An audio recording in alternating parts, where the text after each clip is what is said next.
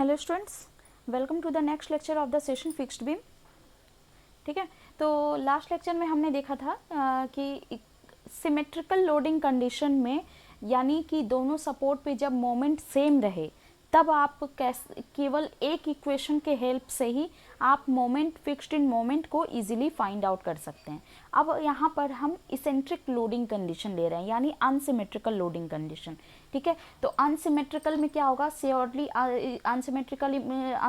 में क्या होगा आपका, डेफिनेटली ए और बी जो मोमेंट होगा वो क्या होगा, सेम नहीं होगा, यानी दोनों सपोर्ट में मोमेंट्स इक्वल नहीं होंगे। तो यहाँ पर एम ए और एम बी दो वेरिएबल हैं, तो दो वेरिएबल को फाइंड आउट करने के लिए, दो फिक्स्ड मोमेंट को फाइंड आउट करने के लिए आपको क्या चाहिए, दो इक्वेशन चाहिए। तो दो इक्वेशन तो हमने ड्राइव किया ही था लास्ट लेक्चर में, A one is equal to A two, या A is equal to A dash बोले, या A X bar is equal to A dash X dash bar, यानी A one X one bar is equal to A two X two bar, जो भी अब जिस term से आप indicate करें। ठीक है, मतलब क्या था कि आपका दोनों जो फ्री बीएमडी का एरिया और फिक्स्ड बीएमडी का एरिया दोनों को इक्वेट कर रहे थे, और एक बार फिक्स्ड फ्री बीएमडी का मोमेंट ऑफ एरिया और एक बार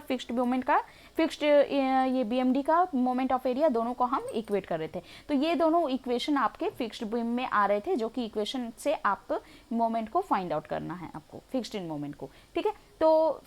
अभी तक तो हमें केवल एक ही फॉर्मूला, एक ही इक्वेशन यूज हुआ है, जो कि एरिया इक्वल है। ठीक है, तो चूंकि वहां पर मोमेंट सेम रहता था, लेकिन यहाँ पर मोमेंट आपको ए और बी पे अलग अलग है, इस वजह से यहाँ पर दो मोमेंट है तो दो इक्वेशन लगेंगे। तो यहाँ पर लगाते हैं सबसे पहला फर्स्ट स्टेप आपको क्या करना है, फ्री बीएमडी बनाना है। तो फ्री बीएमडी के लिए आपको पता है कि maximum bending moment simply supported का अगर इसे ही अगर हम ये फिर क्या हम फर्स्ट स्टेप क्या करते हैं कि इसको हम एक फर्स्ट स्टेप को क्या कर फर्स्ट को में क्या करते हैं हम कि इसे हम एक सिंपली सपोर्टेड बीम में कन्वर्ट कर देते हैं। ठीक है, तो अब ये सिंपली सपोर्टेड बीम है, इसका डायग्राम अगर हम देखेंगे तो क्या होगा, इसका मैक्सिमम मोमेंट इसके सपोर्ट, जहाँ सपोर्ट है वहां पर आएगा, वैल्यू क्या हो जाएगी मैक्सिमम बेंडिंग मोमेंट की, WAB/L। ये याद रहना चाहिए आप लोगों को, ये सब चीज़ आप लोगों ने पिछले लास्ट सेमेस्टर में भी पढ़ा था। इजिली हम निकाल भी सकते हैं ये, क्योंकि यहाँ पर क्या है, ये WB/L हो जाएगा, ये WA/L हो जाएगा, कहीं से भी आप निकालिए मोमेंट, तो ये क्या हो जाएगा, ये A है ये B है, तो यहाँ पर क्या हो जाएगा WB/L इंटू A, यानी WAB/L। ठीक है, तो ये हो गया आपको फ्री बीएमडी का डायग्राम, सपोर्ट पे जीरो मोमेंट और आपका ये under the load maximum moment. ठीक है, अब फिक्स्ड बीएमडी की बात करें तो फिक्स्ड में क्या है, आपको यहाँ पर मोमेंट MA और यहाँ MB दोनों अलग अलग यहाँ पर होंगे। तो अलग अलग होंगे तो रेक्टेंगुलर डायग्राम नहीं बनेगा, यहाँ ट्रेपेजॉइडल बनेगा। अब वो डिपेंड करेगा कि आपका MB बड़ा है या MA बड़ा है, वो आपका सपोज कि यहाँ पर हमने MB बड़ा ले लिया। ठीक है, तो यहाँ पर क्या हो गया, MB का मैग्नीट्यूड ज़्यादा हो गया, MA का कम है। अब ये क्या हो गया, एक ट्रेपेजॉइडल डायग्राम बन गया, रेक्टेंगल नहीं बना क्योंकि यहाँ पर मोमेंट सेम नहीं है। ठीक है, तो ट्रेपेजॉइडल यहाँ डायग्राम बन गया, जिसका मैं ये क्या हो गया, ये हॉगिंग इन नेचर। ठीक है, नेगेटिव मोमेंट होता है फिक्स्ड इन मोमेंट। ठीक है, तो अब इसका हम ये सबसे पहला condition A1 is equal to A2 या A is equal to A dash जो भी लगाएं, तो ये क्या हो गया, half into base into height, half into height क्या हो गया WAB/L इंटू बेस क्या हो गया L इज इक्वल टू ये अब इसका एरिया, इसका ट्रेपेजॉइडल का एरिया क्या होता है, तो क्या हो जाएगा हाइट बाई 2 इंटू इसका sum of the basis, sum of the surfaces, तो ये क्या हो गया MA plus MB into L/2, यही हो गया यहाँ पे। ठीक है, तो इससे आपका एक इक्वेशन आ गया, MA plus MB is equal to WAB/L। अब नेक्स्ट इक्वेशन क्या लाना है आपको, AX bar is equal to A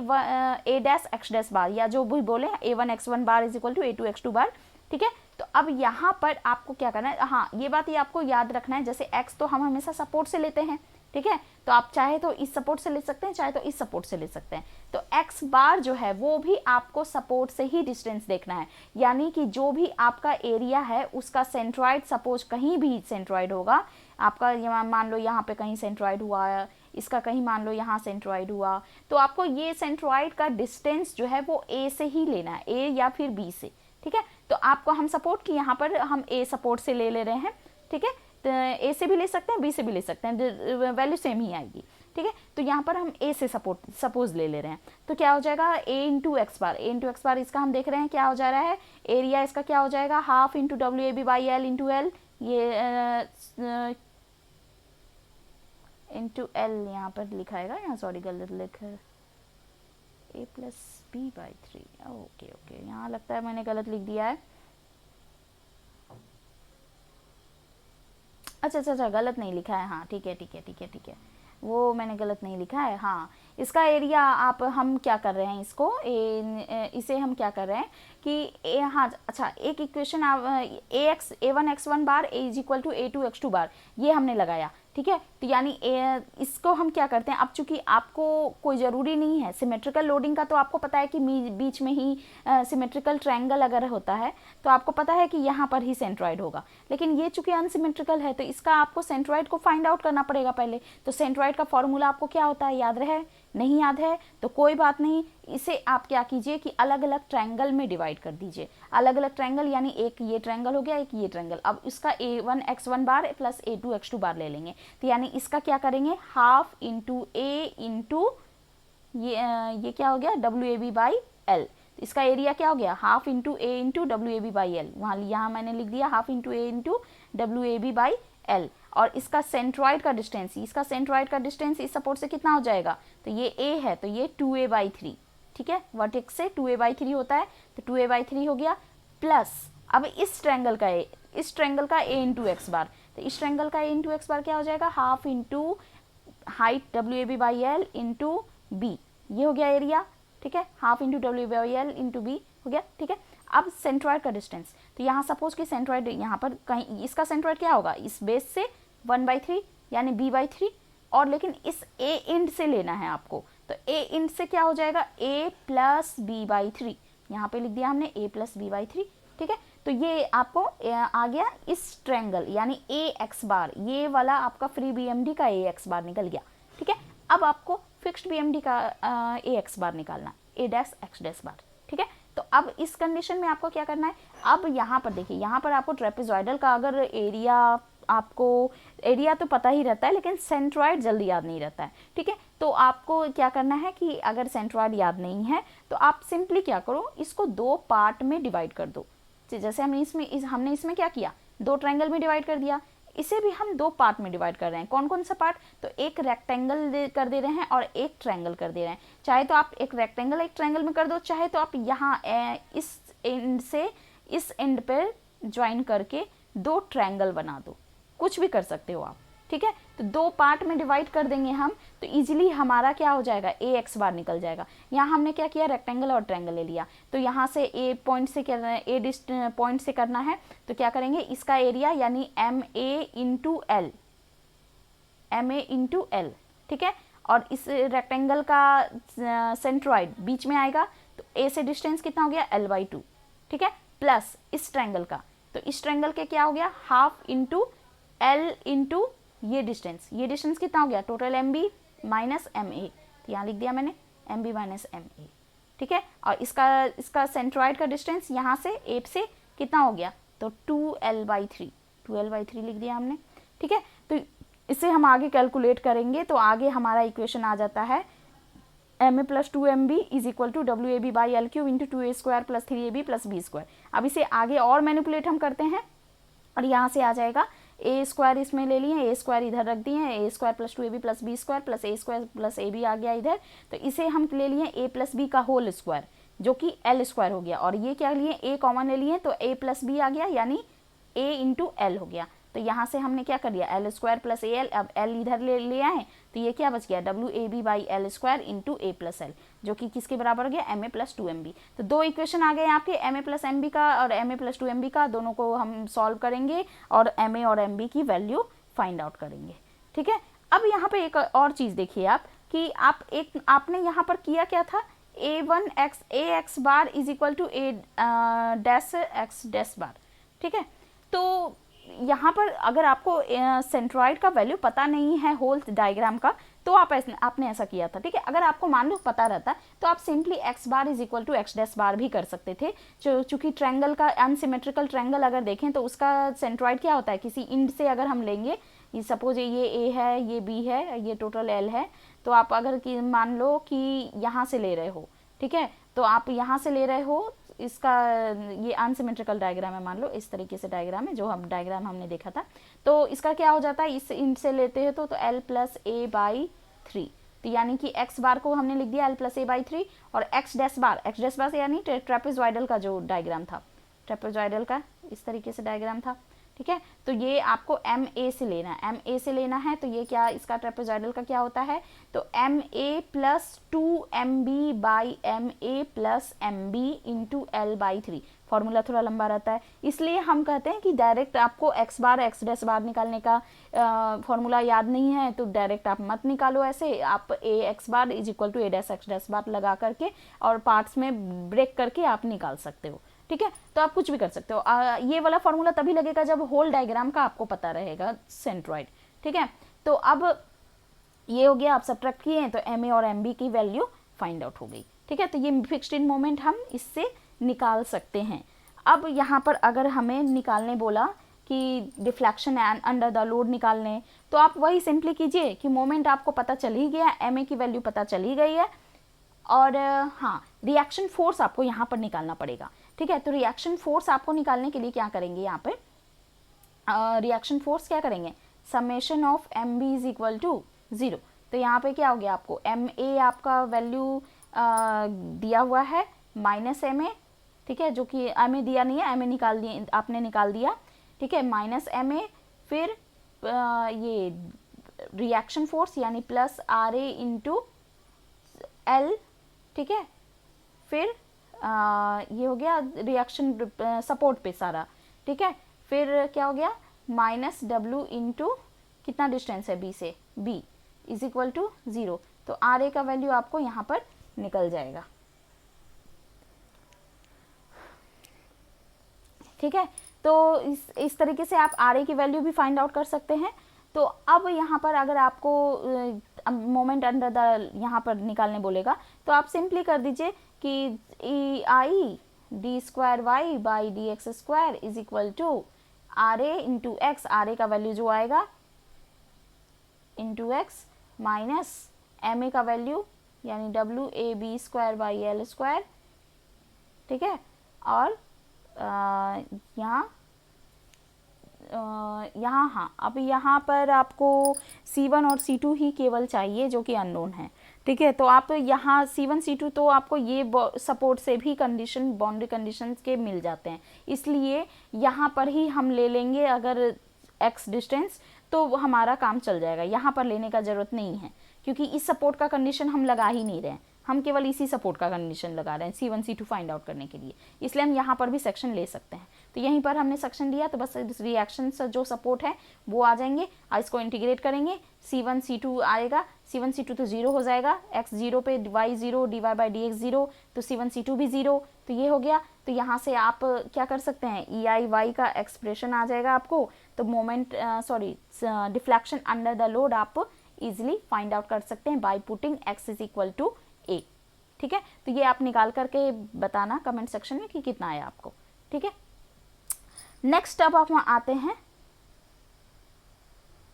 अच्छा हाँ, यहाँ पर जो मोमेंट का वैल्यू है आपको M A is equal to W A B square by L square और M B is equal to W A square B by L square, ये दोनों मोमेंट का वैल्यू आपको याद रखिएगा, ठीक है। ये आपको जितने भी वैल्यूज आ रहे हैं, जैसे पहला हमने बताया था डब्ल्यू एल बाई 8 आया, दूसरा आया क्या क्यू एल स्क्वायर बाई 12, तीसरा क्या आया W A square B by L square M B का वैल्यू, और ए अगर ए पे जिस पे निकालेंगे उसके पावर 1 रहेगा, ठीक है, ए पे निकाल रहे हैं तो W A B square by L square, B पे निकाल रहे हैं तो W A square B by L square, ठीक है। तो ये हो गया आपको यहाँ पर निकल गया ये, ठीक है। अब नेक्स्ट जो हम आते हैं, नेक्स्ट है हमारा एक क्वेश्चन पे हम आते हैं, सपोज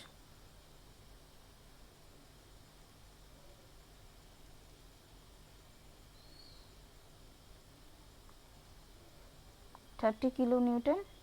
और 30 किलो न्यूटन, ठीक है। अब इस क्वेश्चन में फाइंड आउट आपको करना है कि फिक्स्ड इन मोमेंट क्या होगा। तो अब यहाँ देखिए, यहाँ पर तो आपका क्या है, सिमेट्रिकल कंडीशन है, लोडिंग क्या है, सिमेट्रिकल लोडिंग है। तो सिमेट्रिकल लोडिंग में एक ही इक्वेशन आप लगाओगे तो मोमेंट तो आपको इजीली निकल जाएगा, क्योंकि मोमेंट तो यहाँ पर दोनों सपोर्ट पे क्या होगा, सेम ही आएगा। तो मोमेंट सेम आएगा तो आपको एक ही इक्वेशन का ज़रूरत पड़ेगा इसमें, ठीक है। तो एक इक्वेशन, सबसे पहले हम इसमें क्या करते हैं, फ्री बीएमडी बनाते हैं। तो फ्री बीएमडी का क्या मतलब है कि सिंपली सपोर्टेड बीम हमने ड्रॉ किया, और सिंपली सपोर्टेड में यहाँ 30 हो गया, यहाँ 30 हो गया, और अब इस कंडीशन में आपको निकालना है। तो ये 30 है, ये 30 है, तो ये सपोर्ट क्या हो जाएगा, रिएक्शन 30 ही हो जाएगा, यहाँ भी 30 ही हो जाएगा, ठीक है। तो इसका क्या हो जाएगा, आपको यहाँ पर कितना वैल्यू आएगी, 30 इंटू, अच्छा यहाँ पर जो लेंथ है इसका 2 मीटर है, और ये भी लेंथ 2 मीटर है, और ये भी लेंथ आपका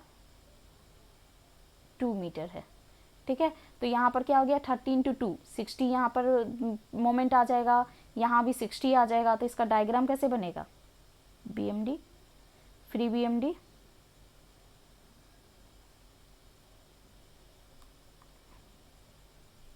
कुछ इस तरीके से फ्री बीएमडी बनेगा, ठीक है, जो कि यहाँ पर 60 रहेगा, यहाँ भी 60 रहेगा। ये क्या है, फ्री बीएमडी पॉजिटिव में, ठीक है। यहाँ 2 है, यहाँ तक क्या है 2 मीटर, यहाँ भी है कि 2 मीटर, ठीक है। अब फिक्स्ड बीएमडी की बात करें तो फिक्स्ड में दोनों में आपका क्या है, सपोर्ट पे सेम है, तो यानी ये क्या हो गया, एक रेक्टेंगल बन गया,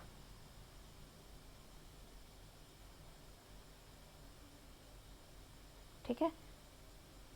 m0, ये टोटल क्या है 6 माइनस में,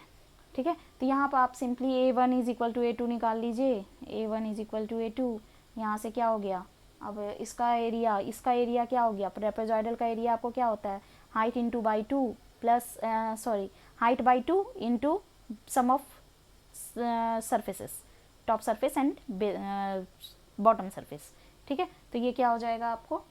6, ये हाँ हाइट कितना है इसका 60, तो 60 by 2 into this plus this, ये क्या है 2 प्लस 6,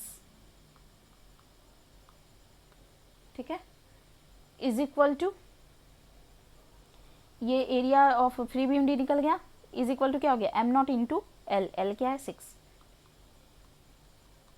तो यहाँ से m0 क्या हो गया, इजीली फाइंड आउट कर सकते हैं। तो सिमेट्रिकल लोडिंग में आपको तुरंत निकल जाएगा ये, अगर आपको केवल फिक्स्ड इन मोमेंट निकालने बोलेगा तो आप इजीली इसी प्रोसेस से अपनाइए, ठीक है। तो ये इजीली क्योंकि फाइंड आउट होता है, क्योंकि इसमें कुछ कांस्टेंट नहीं रहता है, आप सिंपली एरिया का इक्वेशन लगा देते हैं और आपको इजीली फिक्स्ड इन मोमेंट निकल जाता है, ठीक है। तो अब इसका डायग्राम अगर हम देखें तो क्या आ जाएगा, पहला काम क्या है, फिक्स्ड बीएमडी बनाना, दूसरा काम क्या है, फ्री बीएमडी बनाना,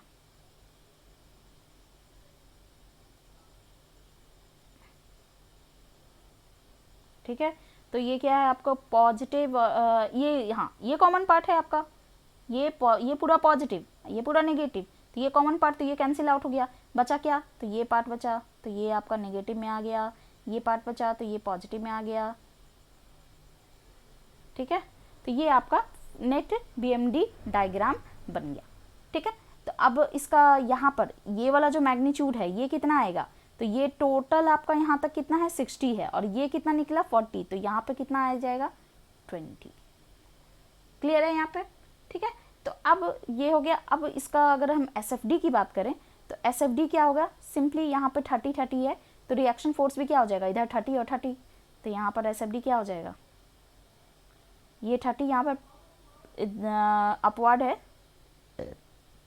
ठीक है। तो यहाँ पर लेफ्ट साइड में अपवर्ड क्या होता है पॉजिटिव, तो ये क्या हो गया, यहाँ तक 2 मीटर तक पॉजिटिव में कितना आ रहा है वैल्यू, तो 30,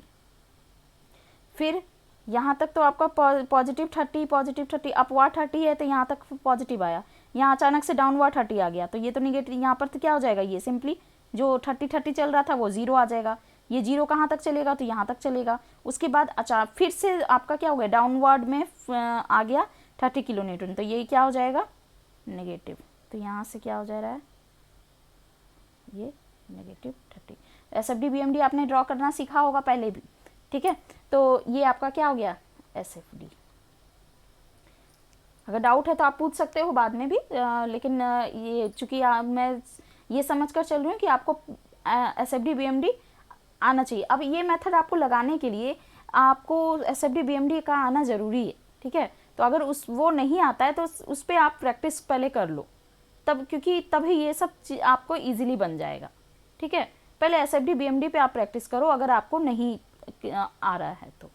ठीक है। तो अब ये अगर SFD BMD अगर ड्रॉ करने अच्छे से आता है तो आप इजीली ये सब क्वेश्चन को सॉल्व कर सकते हो, ठीक है। ये सब सारा आपस में इंटरकनेक्टेड है। अब एक चीज़ और देखो, एक चीज़ और हम यहाँ पर नहीं हमने अभी तक बताया, ये क्या है, यहाँ इस पॉइंट पे अगर देखें तो क्या हो रहा है, मोमेंट ज़ीरो हो रहा है ना। यहाँ पर क्या हो गया, ये यहाँ तक निगेटिव जा रहा था, यहाँ पे ज़ीरो आ गया, यहाँ से फिर पॉजिटिव आया, फिर यहाँ ज़ीरो आ गया, फिर यहाँ नेगेटिव आ रहा है। तो ये ज़ीरो किस पॉइंट पे आ रहा है, ज़ीरो आने का क्या, कौन सा पॉइंट कहते हैं हम, किस पॉइंट पे मोमेंट ज़ीरो आता है, क्या कहते हैं उस पॉइंट को, पॉइंट ऑफ कंट्राफ्लेक्सर। तो यानी पॉइंट ऑफ कंट्राफ्लेक्सर अगर हम देखें तो कहाँ पर ये पॉइंट ऑफ कंट्राफ्लेक्सर हो रहा है, कहाँ पर मोमेंट ज़ीरो हो रहा है। तो मोमेंट का एक्सप्रेशन आप ये जीरो तो ऑब्वियसली ये 2 मीटर के अंदर में ही हो रहा है, तो हम यहाँ पर यहाँ तक में ही मोमेंट का एक्सप्रेशन को ज़ीरो कर देते हैं। तो ये क्या हो जाएगा, रिएक्शन फोर्स 30 है तो 30x,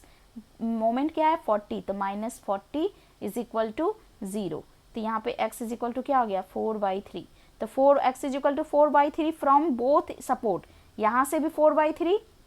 यहाँ से भी 4/3, इस ये डिस्टेंस हो गया 4/3, और यहाँ से भी 4/3, ये भी डिस्टेंस आपको 4/3 हो गया, ठीक है। तो इस दोनों